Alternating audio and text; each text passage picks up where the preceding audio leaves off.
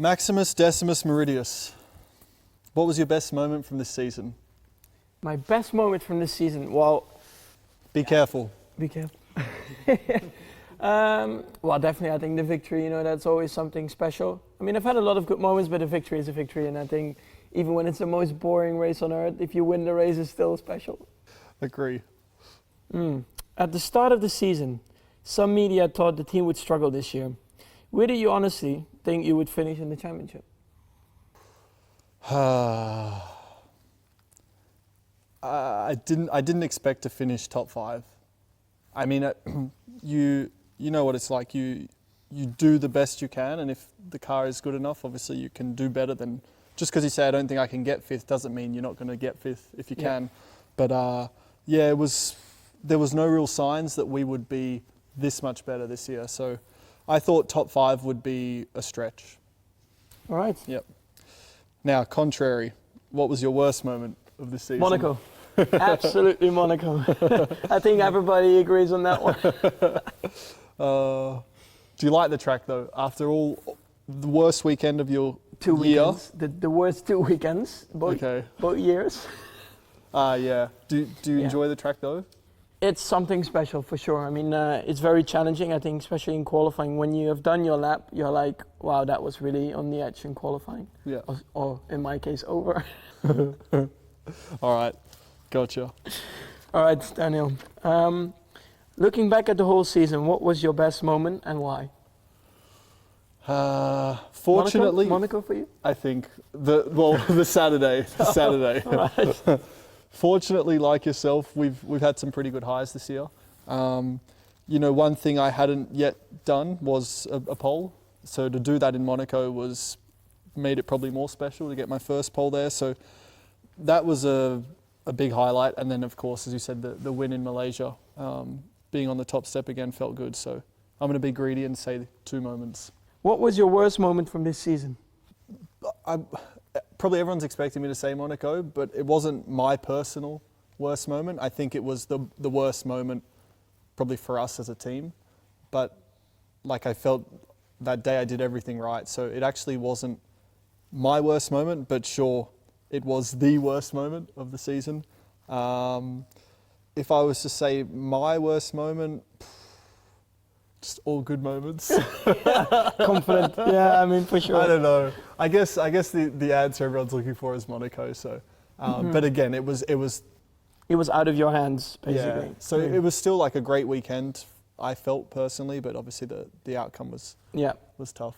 So yeah, it was the first time I've ever not attended a post-race debrief. I'm normally very good with that, but I just felt it was best to. And because my house was like 500 meters away, you were like, let's go home. Go home and not talk to anyone for a little while. I can imagine. Alrighty. A lot of people said the team was wrong to replace Kvyat with yourself, and the media said they were very surprised. What did you think about the reaction at the time? Did you understand their point of view? Were you thinking, all right, I'm going to prove them wrong? What was your sort of feelings? I mean, it's always a very difficult decision, and I mean, I could place myself also in his way, I would say, and it's very hard, it's very difficult, but that's the way Red Bull works sometimes, and they, I guess, are looking also for the future. When you get that opportunity, you just can't, you can't wait to go for it. And I just approached the weekend very neutral. I didn't care about all the comments, the media was saying about the move. It was now up to me to prove them wrong. And yeah, and in one way it was a very relaxed weekend as well, because it took a lot of pressure off, because I approached it as a learning weekend. And I think so far it has been going pretty well from there onwards. I remember it was probably the most watched press conference of the year, with you and Danny sitting in the front row. Everyone was waiting. Yeah, it's funny how they position the press conferences sometimes. So everyone was like waiting. Who's gonna hit who? Yeah, I was prepared. I was just sitting there. But as you said though, like from the outside, it's not that you called Helmut and said, Helmut, get rid of Danny, put me in. It's just how it works. And obviously, if you get that opportunity, it's our job. You can't turn it down. And Exactly. you can't be sympathetic to a competitor because this is the sport we're in. Yeah, absolutely. All right, so then I guess to follow up, when you won in Barcelona, was any of your happiness actually relief to have proven Red Bull was right to back you? It is something, what helps a lot, I think, a victory. It's not everything because, you have to prove yourself over a whole season and then again and again. But it's something, you come into a new team and then you win the race. It's like, okay, well, at least it's a very good start instead of a struggling start, So not only, I think, just a relief to prove Red Bull, but also for myself, because it was always like a target to win a race. And then once you win a race, you're like, wow, that's something very amazing. And it takes a lot of pressure away because you've achieved something already like that. And then, you prove that you can win a race because, before that you can drive fast laps, you can have good races, but you've never won a race before. Yeah, I can definitely agree that it's the same when I won in Canada. It's you believe you can do it and you think you can do it, but until you cross the line in first with all that pressure and on the world stage, so to speak, then it's like, Yeah, it's like, a nice feeling. Okay, I can do it. You know? So yeah, it's good. I feel you. After I joined, media asked you about increased pressure and your reply was always very professional. But was there a time when you did feel any? I think there's always pressure, to be honest, in general, within this sport, there's always pressure because as you sort of touched on, you won in Barcelona, but it's a whole season and sometimes you're only as good as your last race. Yeah. But yeah, I guess when you've got a new teammate, your teammate is the only guy you can properly reference yourself from, as you know.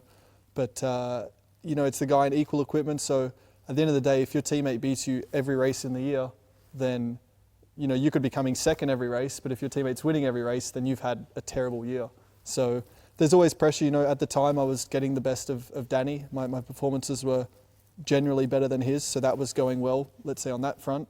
But then obviously you've stepped in and it's like, it's another challenge. And it's like, well, I obviously knew you were quick, but it's like, how quick? And then how's he going to deal with everything else? So I guess there's pressure on both of us, I guess, but yeah, on me to obviously make sure I keep delivering and don't, get out qualified by half a second every weekend because then it kind of sucks. But, well, luckily that's not the case. It's been fun. Yeah. It's been fun. What sort of teammate am I? These are awkward questions. You're such a lovely, caring, beautiful, beautiful teammate. Such a beautiful boy. Yeah. We have to do that again, or you think that's all right? What kind of a teammate am I? Be nice. Yeah, I joke a lot about. Otherwise, I don't give you any chocolates anymore. What kind of teammate? I would say, like a lot of interviews I've done, I get asked about you a lot. So by Dutch people mainly? I think generally. Okay. Generally, but yeah, I get asked a lot about your age, and it's like, what I say is that, sure, you're young compared to a lot of us, most of us, or younger, but you're, in racing terms, I feel you're quite old or quite experienced. Let's say it feels like you've, I guess maybe through your father a bit as well, but.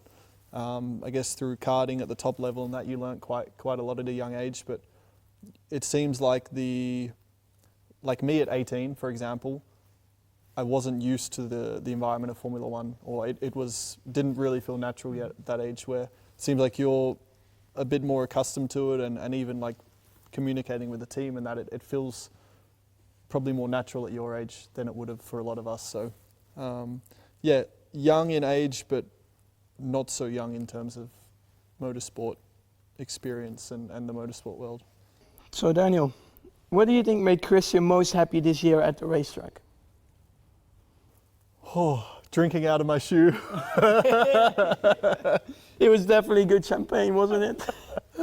Yeah, I think, sure, as a whole, I would honestly say the 1-2 in Malaysia, because I think both of us were, as a team, it's the best result you can have. Sure, maybe I was a little bit happier because I won, but as a team, you can't get a better result, And obviously your win in Barcelona, I'm sure he was 99.9%. He was happy, but he felt sorry. But maybe it was like, because he knew I was probably disappointed, so the emotions were probably more mixed. Where I think Malaysia, as a team, it was like, oh, both drivers will be happy enough. And I think also the way, first we had like a good fight, we gave each other space, and they were like, they were at the pit wall like, oh my God, what's happening, So yeah, definitely, I would agree on that one. All right.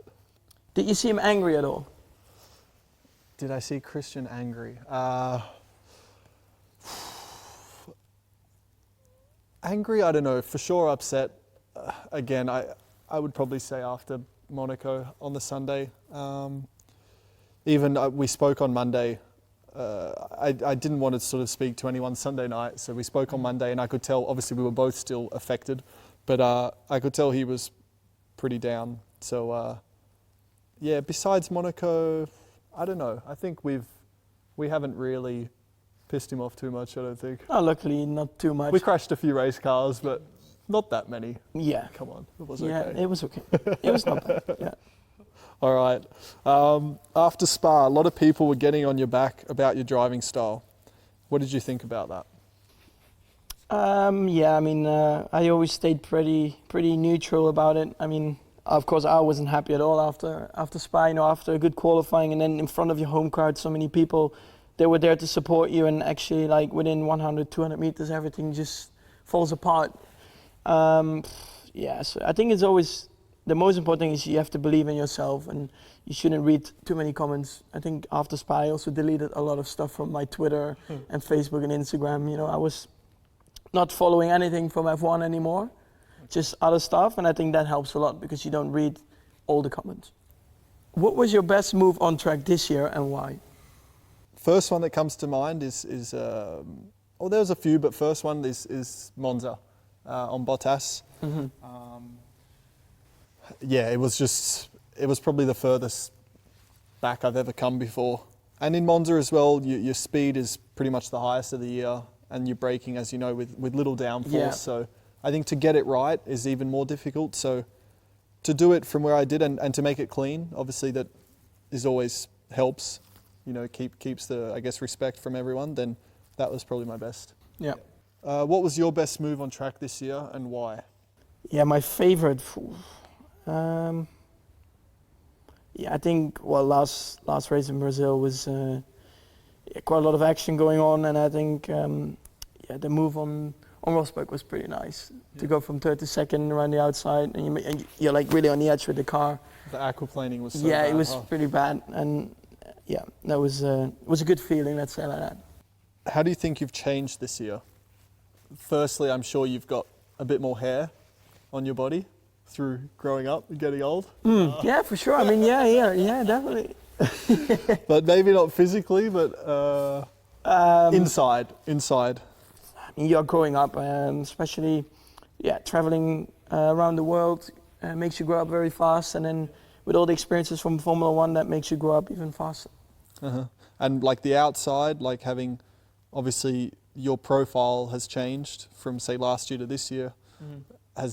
Have you noticed like, I guess there's more attention, but is there like some cool experiences you've had with famous people or like anything?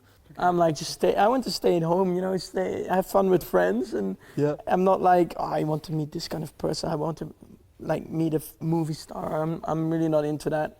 Of course, you get recognized much more in Holland, like you have in Australia. That has changed a lot from last year, where you could still walk around in Amsterdam quite unnoticed, maybe a few pictures, but like now it's pretty bad, I would say, yeah. I think it's also, because nobody has won before in from Holland, so then it gets quite a lot of attention once you win a race. So I noticed that as well from 2013 to 2014. I think as well, you get with a big team, so that already creates more attention, and then obviously the results are coming. You're probably on TV more because you're running at the front, and then it's keeps on going. That's the big team thing changes a lot. Yeah. What do you think about comments that the rivalry will increase between us next year? I think, a lot of people are, in a way, it's cool that they're thinking about this because they believe that we will be fighting for a title. So in a way, I take it like as a positive that they believe in us, sort of thing. And they think we might get to the point that Lewis and Nico are fighting for a title. And then I guess some of the comments are based on Nico and Lewis's relationship, that, you know, before their sort of teammate and all that, they were quite close and all this, and then the rivalry grew them, you sort of spread them apart a bit more and whatever. But yeah, I take it as in a way a compliment. I told them that I would love to be in that position, because Yeah, for sure. if we're fighting for a title, then It would be I very think we're nice. both happy. Yeah. Then I think there would be some more trophies We'll take here. the extra pressure. Yeah. When you're racing, how much fun are you having on a scale of 1 to 10? Or is the concentration too great? That just depends where you are, you know, what position you are and in what state. I mean, if you're catching someone, if you're defending. So I would say Brazil is like close to a 9 or a 10. But I mean, if you're like struggling a lot with your tires and they're coming from behind, it can be like a 4. You know, it's like, of course you're very concentrated and stuff, but it just depends a lot in which situation you are, I think. Yeah, I mean, sure, it depends on, I guess, your position and that as well. That can change maybe the number or the scale of 1 to 10. But I think generally Sunday is the best day of the week. Like Friday, you know, like practice doesn't excite me nowhere near as much as racing. It depends how the race goes, but let's say at just before 2 p.m. on Sunday, if it's a normal race time, I'm like 10. Like I'm just loving Getting it. ready for it. Yeah, so racing is the most fun. Like At the end of the day, you're a racer, you know, you want to go into the race and fight for And points compete with and someone. compete and race for it. Yeah. All right, how did you feel during those last 17 laps in Brazil Well, I was second and then I dropped back to 16. And from putting the wets on? Yeah, Because we were on yeah. intermediates, huh? Yeah, Yeah, that but there was no point to continue. I mean, it was so difficult to drive. Yeah, And I was still like discussing when you pitted, and I was like, oh my God. Well, now because I was and- asking, I said, is Max staying out on inters? I was like, Yeah. I said, the restart's going to be tricky. Yeah, yeah. And I mean, at one point, even behind the safety car in the last sector, I couldn't drive it. It was like just a boat. Yeah. So I was like, guys, I'm going to pit now. Otherwise, I'm going to shunt the car once we restart, you know. So then I was like almost last. I think I had one car behind me. Like, yeah, and I was about to touch the radio button. I was like, Max, just don't do it. Don't do it. So I just stayed away from the radio button. I was like, just thinking in myself, I was like, well, just calm down. To say, Yeah, I like, was like, what have we done? Sort Yeah, of I thing. was like, oh my God, guys, we were like in second and now we are 16.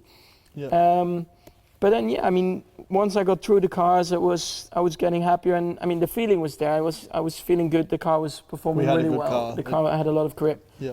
So then, yeah, I mean, at one point when I was like around 6th or 5th, I was like, okay, well, maybe there's a chance for a podium.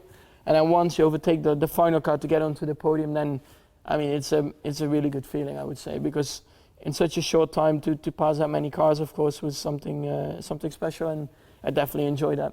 And to stay on track Was in already those conditions. very difficult. I mean, the pushing. last sector was, I mean, Yeah. I think you saw my like near crash. I mean, I was looking through some onboards, like nearly every driver, maybe not as big as yours, but even Rosberg had a big moment.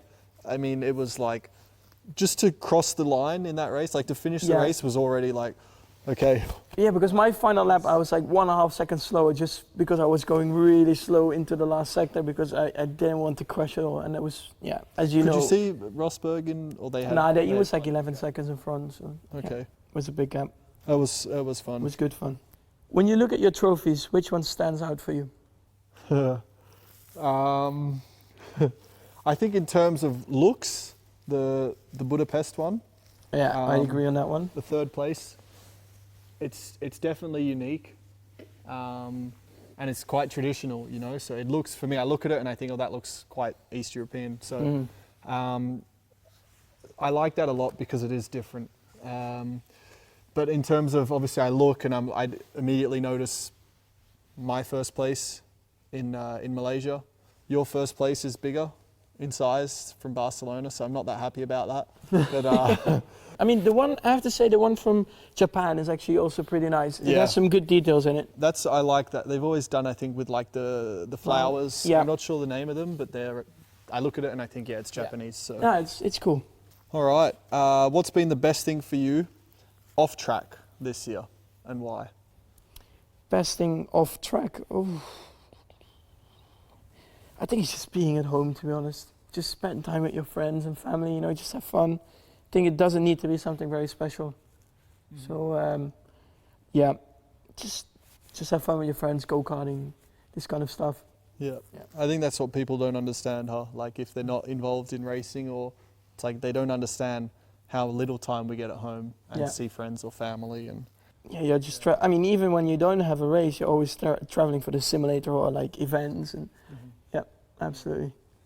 yeah, I fortunately I had well, I was fortunate to have a friend I went to school with who came to a couple races this year, Austin and Mexico, and like he's known me since we were 10, 11 years old, and he knows that I race. Even then, obviously, I was racing, but he still didn't know what's involved, and he was like amazed with the hours we spend at the track, like from Wednesday onwards, and he was just like, yeah, I just thought you'd rock up to the track, do a few interviews and race sort of thing. Yeah. So it was cool for someone to see that. It's even more difficult because I mean you have to leave Australia, you have to go and live in Europe, and you don't see your family sometimes for like a long time, so that's even more difficult. Yeah, yeah. It's as you say, it makes you grow up quicker, being away from home and all that. But there's positives for sure.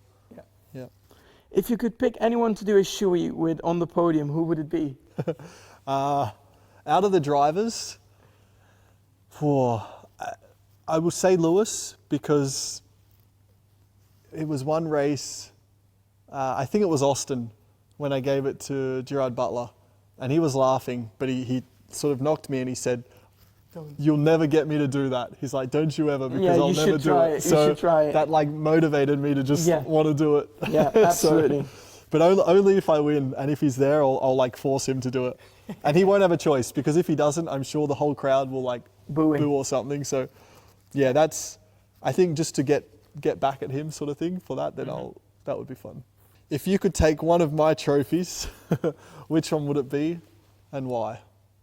The trophy, I would take third position from Hungary. Yeah. I mean, it's a very beautiful one. Yeah, that was, I agree.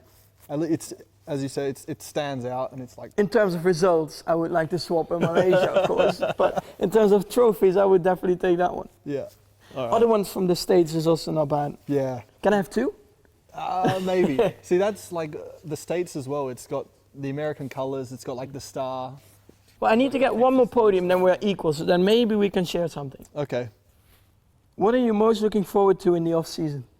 Just not thinking about racing. I'll still do things which give me some adrenaline, riding bikes and all that. But just, being with friends and getting away. Like a few of my friends have farms and stuff. So like 3 hours from Perth.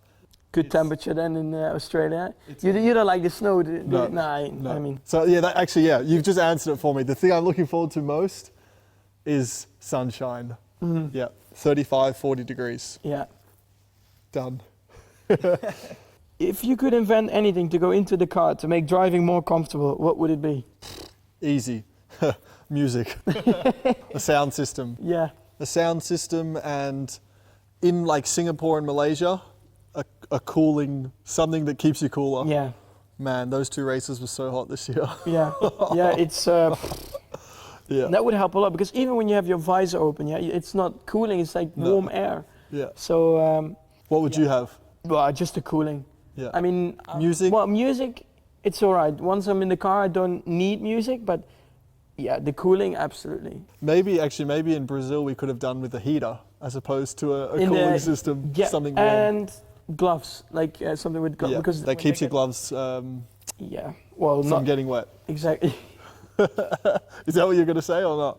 Yeah, because they got really slippery. Yeah. Because when your hands get cold. Yeah.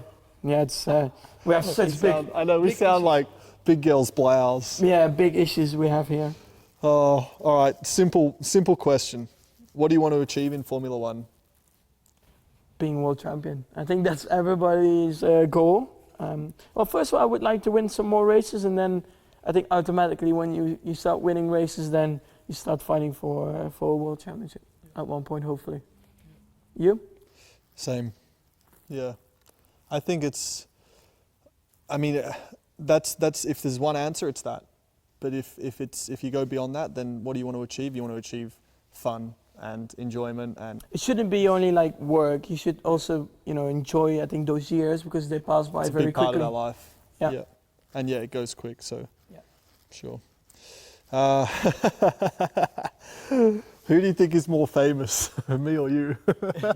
I think it just depends on which country you go. I mean, for sure, when I go to Australia, it's you. And when you come to Holland, yeah, I mean... or Spa. There was Spa, so even many Spa, Dutch yeah. flags, so... Yeah, it Yeah. just yeah. I think in general, I think it's still more you. It's close, it's close. The steering wheel has lots of functions. Do you know all of them? I do, I do. Okay, giving myself a little bit of credit here, probably giving all of us some credit, but I can't multitask to save my life. Like, if I'm on my phone messaging someone, you could be talking to me saying, oh, the house next door is on fire. I wouldn't even know like what you're saying. But when it comes to the race car, maybe it's because I love doing it, but I can do things on the steering wheel, I can think about the balance, I can talk to my engineer. I'm like multitasking at high speed. Yeah. So that, it sort of surprises me, because anything else in life, I can't do that. But when it comes to the steering wheel and all that, it's quite amazing then what the brain can do, isn't it? Like yeah. the difference it can. It shows, I think, when you enjoy doing something, Yeah. you can be a lot more better at it. Yeah, absolutely. I always have like after a break, like a winter break, when you jump back in the car, you're like, what was that again? And then you need a few laps to understand. All right, Daniel. Being so much in the public eye, do you find you think a lot about your hair and how do you look? No offense, Lewis, but not as much as Lewis.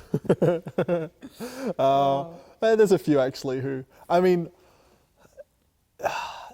it's a little bit natural to care about yourself a bit more when you're on TV. I would say this year you improved a lot in the looks with the hair. Yeah. From before.